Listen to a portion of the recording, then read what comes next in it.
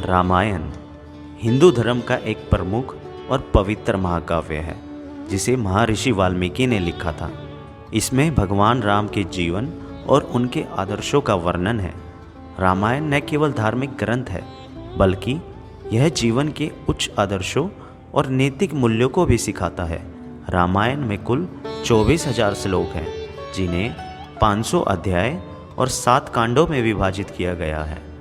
प्रत्येक कांड में अलग अलग घटनाओं का वर्णन किया गया है जो भगवान राम के जीवन और उनके आदर्शों से संबंधित है। सदियों पहले की बात है। प्राचीन भारत के दक्षिण ओर लंका नाम के द्वीप में दुष्ट राजा रावण रहता था, जिसका उद्देश्य था सारे संसार को जीतना और सारे देवी देवताओं को अपना दास बनाना। और उत्तर भारत के कौशल राज्य में दयालु राजा दशरथ की प्रजा फल फूल रही थी।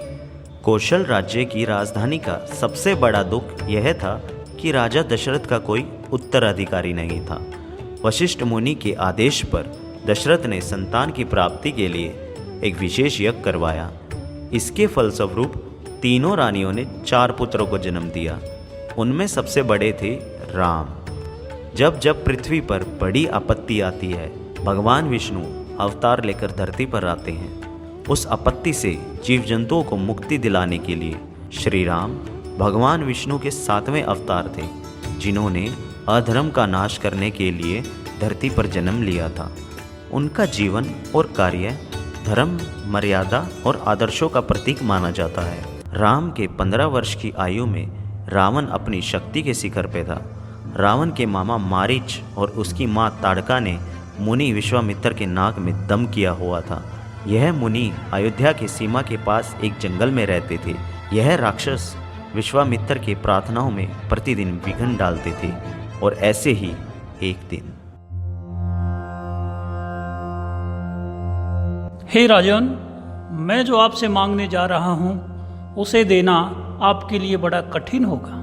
आप आज्ञा दीजिए महर्षि, मैं उसे जरूर पूरा करूँगा, बिल्कुल नहीं हिचकूंगा।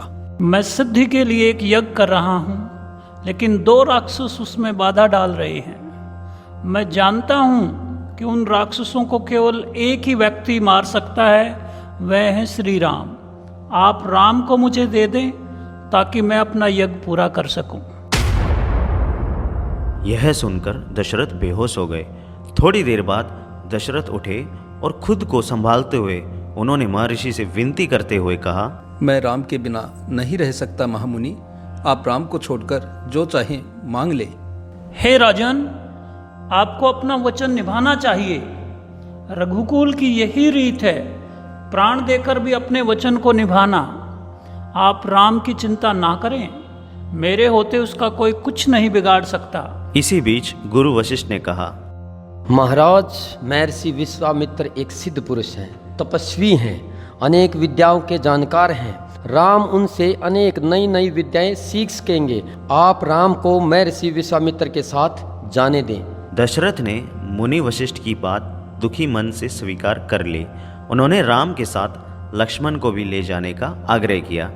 ठीक है महामुनि, मैं आपकी बात को स्वीकार करता हूँ, परंतु मेरे राम के साथ आप लक्ष्मण को भी ले जाने का आग्रह स्वीकार करें। महर्षि ने दशरथ का यह आग्रह स्वीकार कर लिया। राम और लक्ष्मण को दरबार में बुलाकर महाराज दशरथ के निर्णय की सूचना दी। दोनों भाइयों ने आदर सहित सिर झुकाकर स्वीकार कर लिया।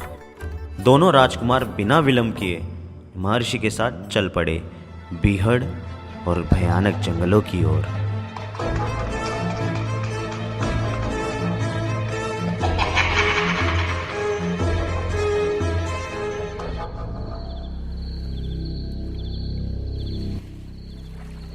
राम और लक्ष्मण नदी से मुंह हाथ धोकर लौटे और महर्षि के निकट आकर बैठे। हम आज रात नदी तट पर ही विश्राम करेंगे। मैं तुम दोनों को कुछ विद्याएं सिखाना चाहता हूँ। इन्हें सीखने के बाद कोई तुम पर प्रहार भी नहीं कर सकेगा, उस समय भी नहीं जब तुम नींद में रहोगे। विश्वामित्र ने दोनों भाइयों को बला अति बला विद्या सिखाई। रात में वे लोग तिनकों और पत्तों का बिस्तर बनाकर वहीं सो गए।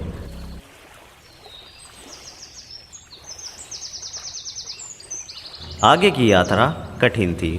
नदी पार एक घना व डरावना जंगल था जहाँ खतरनाक राक्षसी ताड़का रहती थी।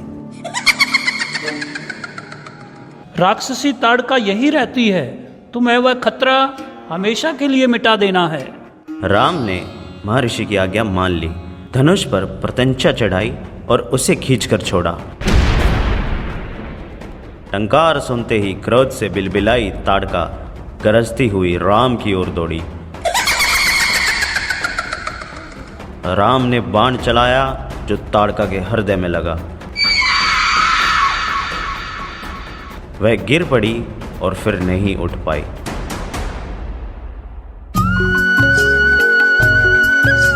विश्वामित्र बहुत खुश हुए और उन्होंने राम को गले लगा लिया और दोनों राजकुमारों को 100 तरह के नए अस्त्र शस्त्र दिए। अगली सुबह तीनों लोग आश्रम पहुंच गए। विश्वामित्र यज्ञ की तैयारियों में लग गए। अनुष्ठान प्रारंभ हुआ।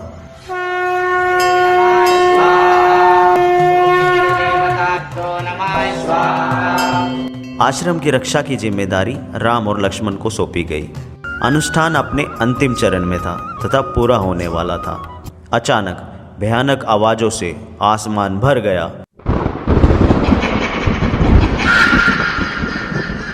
सुबाहु और मारीच ने राक्षसों के दल बल के साथ आश्रम पर धावा बोल दिया।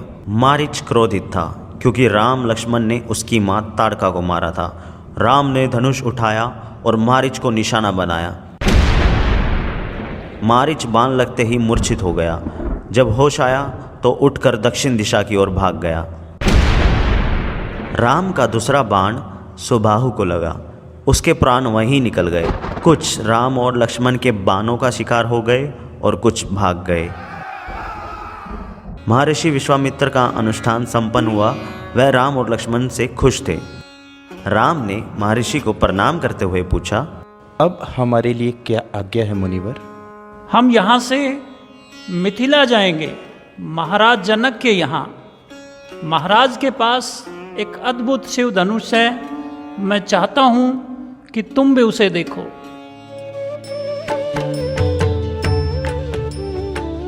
अगले दिन राजा जनक ने महल से बाहर आकर विश्वामित्र का स्वागत किया। तभी उनकी दृष्टि राजकुमारों पर पड़ी। ये सुंदर राजकुमार कौन है? मैं इनके आकर्षण से खिंचता जा रहा हूँ। ये राम और लक्ष्मण हैं, महाराज दशरथ के पुत्र। मैं इन्हें अपने साथ लाया हूँ आपका अद्भुत धनुष दिखाने के लिए। शिव धनुष को यज्ञशाला में लाया जाए। शिव धनुष सच में विशाल था। अनुचर मुश्किल से उसे खींचते हुए यज्ञशाला में ले आए। मुनिवर, मैंने प्रतिज्ञा की है अपनी पुत्री सीता के विवाह के संबंध में। जो यह धनुष उठाकर उस पर प्रत्यंचा चढ़ा देगा, उसी के साथ सीता का विवाह होगा। अनेक राजकुमारों ने प्रयास किया और लज्जित हुए। उठाना तो दूर, वे इसे हिला तक नहीं सके। तभी महर्षि विश्वामित्र ने राम से कहा, उठो वत्स, ये धनुष देखो और इसे उठा के दिखाओ। राम ने सिर झुकाकर गुरु की आज्ञा स्वीकार की। आगे बढ़े। राम ने वह विशाल धनुष सहज ही उठा लिया। राम ने आसानी से धनुष झुकाया, ऊपर से दबाकर प्रत्यंचा खींची। दबाव से धनुष बीच से टूट गया।